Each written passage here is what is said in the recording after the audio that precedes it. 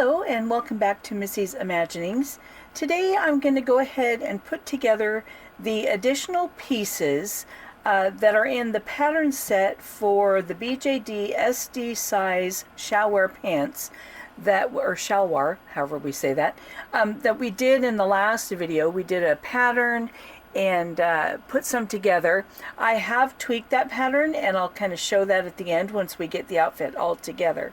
So I'm going to go ahead and put together what is called the 3/4 length sleeve shirt, but I had some sweater fabric that I wanted to go ahead and try just because I have an idea for how I want the finished outfit to look. And because I had enough fabric, I did lengthen the sweater a little bit, and I went ahead and lengthened the sleeves. So the actual pattern is a 3/4 length sleeve, so they're probably about here on the pattern. But if you want it longer, all you have to do is, add more fabric. So I did, because I want this to be more of a sweater-ish look. But I'm going to throw it together pretty quickly, and it's not going to be fancy by any means. So what I've done thus far is I have serged the center back edge on the back pieces, because that will actually have a seam that will be open at the top so we can get the head through. So I did serge that to keep my sweater from unraveling, or to keep it from raveling. There we go. And so that's done. The next step will be to put the back to the front with right sides together and sew the shoulders, and then I'll serge that seam as well. Then all I'm going to do for the neckline is I'm going to serge around the edge and just turn it under. Like I say, it's just going to be really quick. I'm not worrying about a facing or anything like that. I just kind of want it to be a quick, easy project. So I'll do the shoulders, serge the shoulders, serge around the neck edge, turn that under. Then I'll go ahead and put the sleeves in by opening that up, and then with right sides together I'll put in the sleeves. And when I have that much done, then I'll go ahead and come back to the camera. So here is my sweater thus far with all the pieces actually attached. So this is the front. We have the sleeves here that were attached at the armhole openings, and then these two pieces back here are the back. So my next step is going to be to fold it over this way so that I have right sides together. Dun, dun, dun, dun. I'll line up my back pieces here, and I did serge all my edges just because I don't want this sweater fabric unraveling and then the whole thing falls apart. So now with the sleeves in place on each side, I'm going to start at the hem of the sleeve, or the sleeve cuff. I'm going to sew to the underarm and then down the side. I'm going to do that on both sides, and then I'll serge that to finish that as well. And then once those side seams are all done, then I'm going to sew up the center back and leave, probably 2 inches open, so that I'll have a big opening for the head to go through. And then I will secure it with maybe 1 or 2 snaps to close that opening. But then once the back is done, then I'll go ahead and hem the bottom hemline. But it's just going to be a quick pullover, loosely put together white sweater. And so that's about all I have to do to finish that, and then we'll come back and take a look at it. Here is our finished sweater. So it turned out okay. I think it's going to fit because it's so stretchy. It did have to have seam allowances that were a little bit bigger than 1/4 of an inch, just because it's all this sweater fabric. You have to go in a little bit deeper to make sure you're catching the edges and that it's not falling apart on you.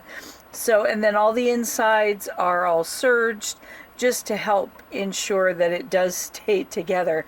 But now, since this is clearly very transparent, What I wanted to do is the next part of my project, which is to quickly put together a black tank top that will go underneath the sweater.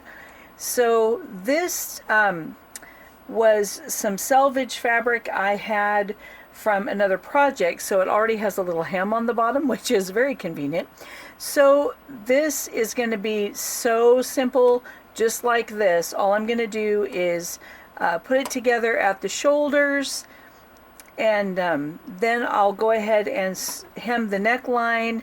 I'll hem the armholes and do the side seams, and it's real stretchy.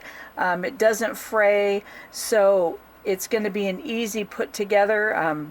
So it has a little bit of a racer back. I did have kind of short fabric, and so I had to shorten the back a little bit just to make sure it would fit, but the assembly would be the same.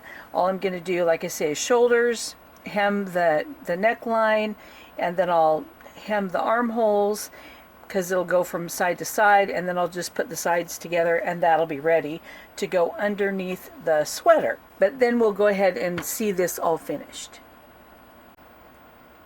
And here is our little black tank top. So you can see this is all finished, and I just once again just hem that neckline and the armholes. I just didn't worry about facing or anything like that because it's stretchy and spandex type of stuff, and so it's nice and stretchy to go over the head, but it won't fray.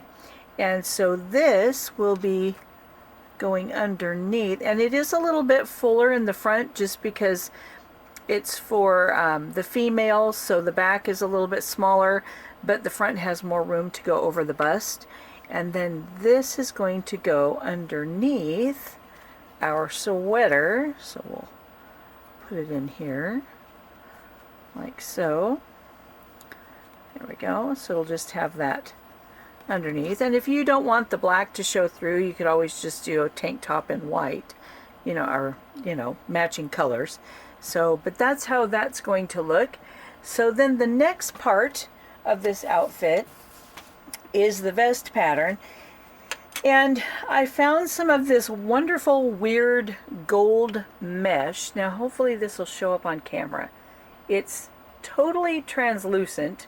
It's just literally a mesh, and it reminds me a little bit of when we did the lace top and then the little vest that was like the little chiffon vest with the pearls for the Maury outfit. And so what I've done is used a piece of backing paper, and I laid down my pieces, and I put fray check all the way around the edge just to kind of help hold that together and give something that's a little bit easier to actually sew. Now you just have to be real careful because fray check is a type of glue, and so not only does it help the fabric not fray, it does want to stick to your paper. So you want to get, like, a wax paper would have worked better, but I'm just using my turning stick, and I'm putting it underneath because it's more flat than my finger. And then I'm going to gently lift up off the paper like so. So that's how I'm getting it off my paper, like this. So you just kind of want to do it gently, because we're lifting the glue off that paper. And this is a wrapping paper with like a slick finish. I chose that because it's what I had right here by the machine that wouldn't stick. Because if you use just like a regular paper that's porous, then the glue is going to want to stick more and not lift up very well. So this is a little bit slick, and it's taken a little bit more effort than wax paper probably would, but it's still workable. So there we go. So we dislodge it from the, still got a piece of glue there. Let's see, we'll trim that off. I can see the strand of glue. So there we go. And now we have our pieces that have a fine rim of glue around that'll keep that still so that it won't unfray, because this gold mesh, I'm not sure how it's going to hold together when I want to sew it, but I think it's just going to be a very simple vest. And then be sure you just clean off your tool. What I think I'm going to do is this bias tape, and it's yellow. I don't have any actual like shiny gold, but I think I like this just as well. And so once I get the vest together at the shoulders, I'm going to sew the shoulders, and then I'm also going to fold it over and sew it again, just to sew down that seam allowance to make it a little bit stronger.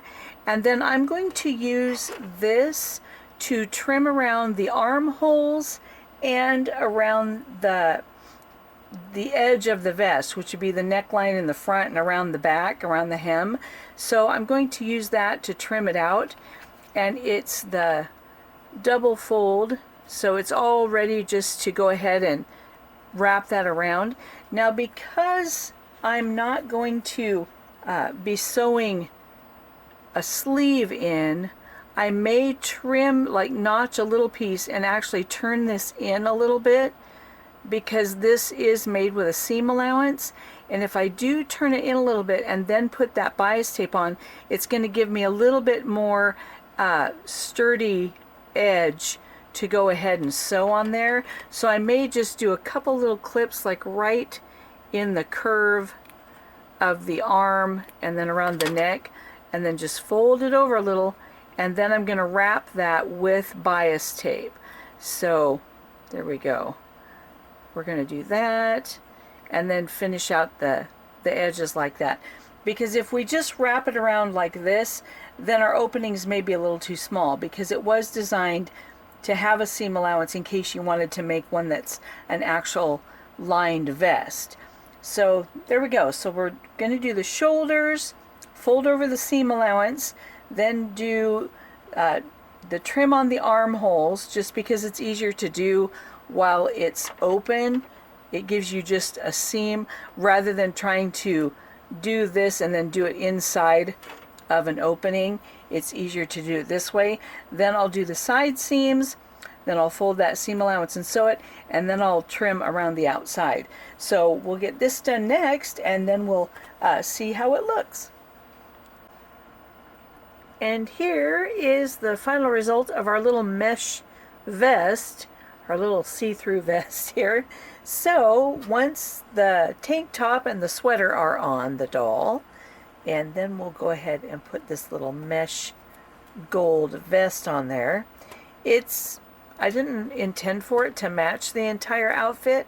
I just wanted it to be a little bit of just a pop of gold on the top here. So this is how this looks once it's all together. And I'll go ahead and put everything on the doll so you can see how the final pattern turned out for the shalwar pants, and then how this outfit all looks together, and hopefully it'll look okay. So here are the new pants with the new pattern that I did, and finally they look the way that I wanted them to. I wanted the silhouette to have less by the waist, although there still is a lot of pucker here, so you can feel free to angle those sides a little bit more, even if you want less at the waist. But then it comes down and the puff is right here, which is where I wanted it, and then the little crotch insert hangs more like I wanted it to. So overall, I'm very happy with the updated pattern, and this is the pattern that will be on the website. So then we'll move to, hopefully my hands won't be in the way, the tank top underneath, and then the little white sweater, and you can pull it down or tuck it in. So it has a little bit of length there, and like I say, you can tuck it in or have it on the outside. And then of course I did make it a little bit longer than the pattern, probably about that much longer, an inch longer, and as well as the sleeves are longer, because the pattern is more of a 3/4 length sleeve. And then we have our little gold vest, which is just a little bit of color to add to the outfit, and then we'll spin it around, I should have just got my little spinner, but I didn't even think of it. So then the back looks pretty much the same as the front as far as the pants, and then that's the back of the sweater and the back of the vest. And the back of the sweater is sewn shut here, but the opening was about that far, and I did use 2 snaps.